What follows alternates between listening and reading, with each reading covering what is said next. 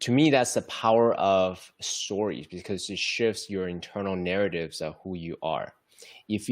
One of the things that we talk a lot about on this podcast is the nature of consciousness.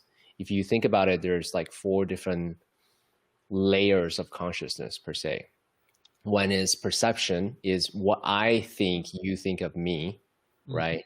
Another one is identity or persona or personalities, what I want you to think of me.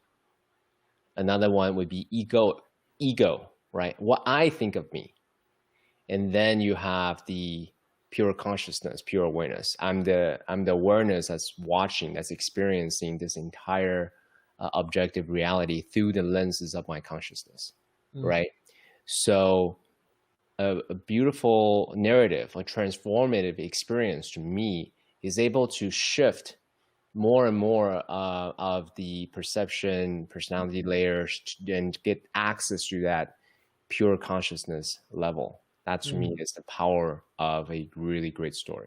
Yes.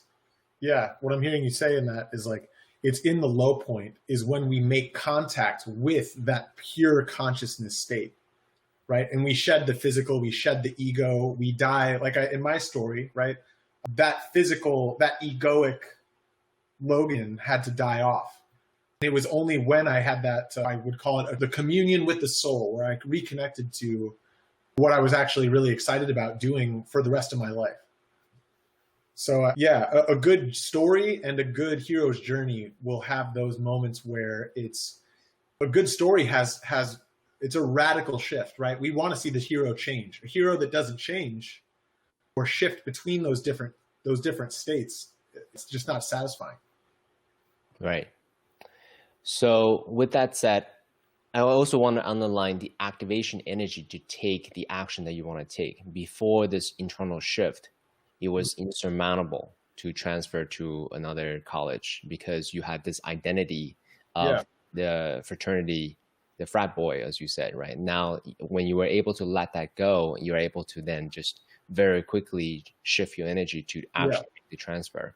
And I'm underlining this point because a lot of times we hear sage advice like just be happy, just do things that makes you happy, or follow your passion, and these type of almost cliche lessons. It's so easy to say, but in the moment of indecision, in the moment in that crossroad, to let your old identities die or let them go, it's a very difficult internal thing that you had to do. So I love stories for that reason too. Yeah, it's terrifying. You'll know, like, you haven't gone through the apostasis if you haven't made a terrifying decision. So that's kind of a helpful barometer there to know if you're applying this to your own personal life. It's got to be scary.